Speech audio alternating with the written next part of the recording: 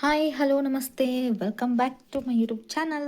So ಇವತ್ತು ನಾನು ಮಾಡ್ತಿರೋದು ಶಾವಿಗೆ ಪಾಯಸ ಹೇಗೆ ಅಂತ ತೋರಿಸ್ಕೊಡ್ತೀನಿ ಬನ್ನಿ. ಸೊ ಒಲೆ ಮೇಲೆ ಒಂದು ಕಡಾಯಿ ಇಟ್ಕೊಂಡಿದ್ದೀನಿ. ಸೊ ಇದಕ್ಕೆ ಇವಾಗ ಒಂದು 2 ಸ್ಪೂನ್ ತುಪ್ಪ ಹಾಕ್ತಿದ್ದೀನಿ.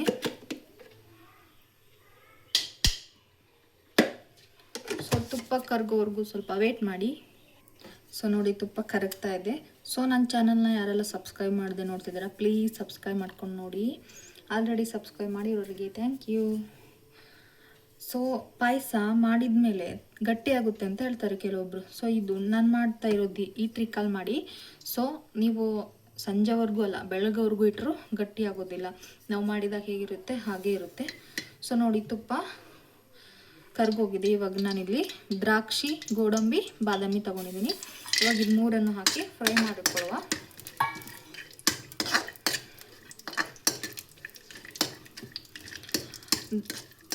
ದ್ರಾಕ್ಷಿ, ಗೋಡಂಬಿ ಮತ್ತು ಇದೆಲ್ಲ ಚೆನ್ನಾಗಿ ತುಪ್ಪದಲ್ಲಿ ಫ್ರೈ ಮಾಡ್ಕೊಳ್ಳಿ. ಮತ್ತು ಕತ್ತೋಗೋವರೆಗೂ ಬಿಡೋಕ್ಕೆ ಹೋಗಬೇಡಿ, ಚೆನ್ನಾಗಿ ಫ್ರೈ ಮಾಡ್ಕೊಳ್ಳಿ. ಸೊ ನೋಡಿ, ದ್ರಾಕ್ಷಿ, ಗೋಡಂಬಿ, ಬಾದಾಮಿನೆಲ್ಲ ಹುರಿದು ತೆಗೆದಿಟ್ಕೊತಾ ಇದ್ದೀನಿ. ಸೊ ಇವಾಗ ಇದಕ್ಕೆ ಶಾವಿಗೆನ ಹಾಕಿ ಚೆನ್ನಾಗಿ ಹುರ್ಕೊಳ್ಳಿ. ಸೊ ಶಾವಿಗೆ ಚೆನ್ನಾಗಿ ತುಪ್ಪದಲ್ಲಿ ಫ್ರೈ ಆಗಬೇಕು, ಆ ರೀತಿ ಚೆನ್ನಾಗಿ ಫ್ರೈ ಮಾಡ್ಕೊಳ್ಳಿ. ಸೊ ಕೆಂಪಗಾಗೋವರೆಗೂ, ಕಲರ್ ಚೇಂಜ್ ಆಗೋವರೆಗೂ ಈ ಥರ ತುಪ್ಪದಲ್ಲೇ ಹುರ್ಕೊಳ್ಳಿ. ಸೊ ಎಂಡ್ವರೆಗೂ ನೋಡಿದರೆ ನಿಮಗೆ ಯಾವ ಥರ ಮಾಡೋದು ಹೇಳಿ ಗೊತ್ತಾಗುತ್ತೆ. ಸೊ ಸ್ಕಿಪ್ ಮಾಡ್ಕೊಂಡು ವಿಡಿಯೋನ ನೋಡೋಕೆ ಹೋಗಬೇಡಿ. ಸೊ ಟ್ರಿಕ್ಕೆಲ್ಲ ಸಿಗೋದಿಲ್ಲ ಆ ಥರ ಮಾಡೋಕ್ಕೋದ್ರೆ. ಸೊ ನೋಡಿ, ಇಷ್ಟು ಚೆನ್ನಾಗಿ ಇದು ಕಲರ್ ಚೇಂಜ್ ಆಗಬೇಕು, ಅಲ್ಲಿವರೆಗೂ ಹುರ್ಕೊಳ್ಳಿ.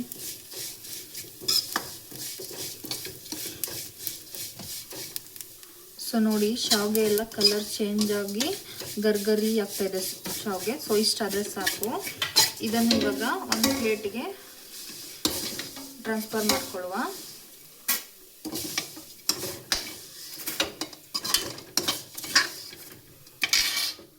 ಸೊ ಇದೇ ಪಾತ್ರೆಗೆ ಇವಾಗ ನೀರು ಹಾಕ್ಕೊಳ್ಳುವ, ಎಷ್ಟು ಬೇಕಾಗುತ್ತೆ ಅಷ್ಟು.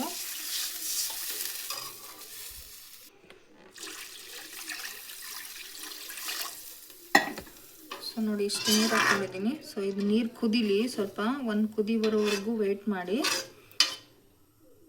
ಸೊ ನೀರು ಆಲ್ಮೋಸ್ಟ್ ಸುಮಾರು ಬಿಸಿಯಾಗಿದೆ. ಸೊ ಇವಾಗ ನಾನು ಫ್ರೈ ಮಾಡಿರೋಂಥ ಶಾವಿಗೆನ ಇದಕ್ಕೆ ಹಾಕ್ತಿದ್ದೀನಿ. ಈ ನೀರು ಬಿಸಿ ಇದೆ. ಸೊ ನೋಡಿ, ಶಾವಿಗೆ ಹಾಕಿದ್ದೀನಿ. ಸೊ ಶಾವಿಗೆ ಚೆನ್ನಾಗಿ ನೀರಲ್ಲಿ ಬೇಯಬೇಕು, ಅಲ್ಲಿವರೆಗೂ ಒಂದು 2 ಸೆಕೆಂಡ್ ಬಿಡಿ ಸಾಕು. ಜಾಸ್ತಿ ಬಿಟ್ಟರೆ ಮುದ್ದೆ ಆಗೋಗುತ್ತೆ ರಾಶಿ.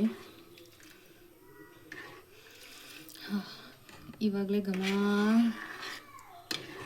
ಜಾಸ್ತಿ ಬರ್ತಿದೆ. ಸೊ ಶಾವಿಗೆ ನೋಡಿ ಸುಮಾರು ಒಂದು 90% ಬೆಂದಿದೆ. ಸೊ ಇನ್ನೊಂದು ಸ್ವಲ್ಪ ಬೇಯಲಿ ಶಾವಿಗೆ.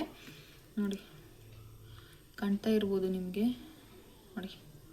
ಸೊ ಇನ್ನೊಂದು ಸ್ವಲ್ಪ ಶಾವಿಗೆ ಬೇಯಲಿ, ಅಲ್ಲಿವರೆಗೂ ವೆಯ್ಟ್ ಮಾಡುವ. ಸೊ ನೋಡಿ, ಶಾವಿಗೆ ಬೆಂದಿದೆ ಫೈನಲ್ ಆಗಿ. ಸೊ ನಾನು ಇದಕ್ಕೆ ಇವಾಗ ಸಕ್ಕರೆ ಮತ್ತು ಏಲಕ್ಕಿನ ಪುಡಿ ಮಾಡಿ ಇಟ್ಕೊಂಡಿದ್ದೀನಿ. ಸೊ ಸಕ್ಕರೆ ಹಾಕಿ ಜಾಸ್ತಿ ಕುದಿಸಬಾರ್ದು, ಹಾಗಾದರೆ ಮಾತ್ರ ನೀವು ನಾಳೆವರೆಗೂ ಇಟ್ಟರು ನಾವಿವಾಗ ಮಾಡಿದ ಹೇಗೆ ತೆಳ್ಳಗಿದೋ ಹಾಗೆ ಇರುತ್ತೆ. ಸೊ ಸಕ್ಕರೆ ಹಾಕಿ ನೀವು ಜಾಸ್ತಿ ಕುದಿಸಿದ್ರಿ ಅಂದರೆ ಪಕ್ಕ ಗ್ಯಾರಂಟಿ ಇದು ದಪ್ಪ ಆಗುತ್ತೆ. ಸೊ ನೋಡಿ, ನಾನು ಸಕ್ಕರೆ ಹಾಗೆ ಏಲಕ್ಕಿನ ಪುಡಿ ಮಾಡಿ ಇಟ್ಕೊಂಡಿದ್ದೀನಿ. ಟೇಸ್ಟಿಗೆ ಎಷ್ಟು ಬೇಕು, ನಾನು ಜಾಸ್ತಿ ಸಕ್ಕರೆ ಹಾಕ್ತಾಯಿಲ್ಲ, ಮೀಡಿಯಮ್ ಸ್ವಲ್ಪನೇ ಹಾಕೋ. ಸೊ ನೋಡಿ, ಇಷ್ಟೇ, ಜಾಸ್ತಿ ಹಾಕೋಕ್ಕೆ ಹೋಗಬಾರ್ದು. ಸೊ ನೋಡಿ, ಸಕ್ಕರೆ ಪುಡಿ ಹಾಕಿದ ಮೇಲೆ ಜಾಸ್ತಿ ಕುದಿಸಬಾರ್ದು, ಹಾಗಾದರೆ ನೀವು ಬೆಳಗ್ಗೆವರೆಗೂ ಇಟ್ಟರಾಗಲ್ಲ. ಸೊ ನೋಡಿ, ಇವಾಗ ನಾನು ದ್ರಾಕ್ಷಿ, ಗೋಡಂಬಿ ಫ್ರೈ ಮಾಡಿಟ್ಕೊಂಡಿರೋದನ್ನು ಇದಕ್ಕೆ ಆ್ಯಡ್ ಮಾಡಿದ್ದೀನಿ. ಸೊ ನೋಡಿ, ಈ ರೀತಿ ಆಗಿದೆ. ಇವಾಗ ಇದಕ್ಕೆ 1 ಲೋಟ ಹಾಲನ್ನ ಹಾಕ್ತಿದ್ದೀನಿ. ಸೊ ಹಾಲು ಹಾಕೋದ್ರಿಂದನೂ ಗಟ್ಟಿ ಆಗೋದಿಲ್ಲ ಇಟ್ಟರೆ, ಹಾಗಾಗಿ ಇವಾಗ ಒಂದು ಕುದಿಸಿದ್ರೆ ಶಾವಿಗೆ ಪಾಯಸ ರೆಡಿ. ಸೊ ನೋಡಿ, ಲೈಟಾಗಿ ಒಂದು ಕುದಿ ಬರ್ತಾಯಿದೆ, ಇಷ್ಟು ಬಂದರೆ ಸಾಕು. ಸೊ ಇವಾಗ ಶಾವಿಗೆ ಪಾಯಸ ರೆಡಿ. ಸೊ ನೀವು ಮರೆಯದೆ ಟ್ರೈ ಮಾಡಿ, ಹೇಗಿತ್ತು ಅಂತ ಮರೆಯದೆ ಕಮೆಂಟ್ ಮಾಡಿ. So thank you.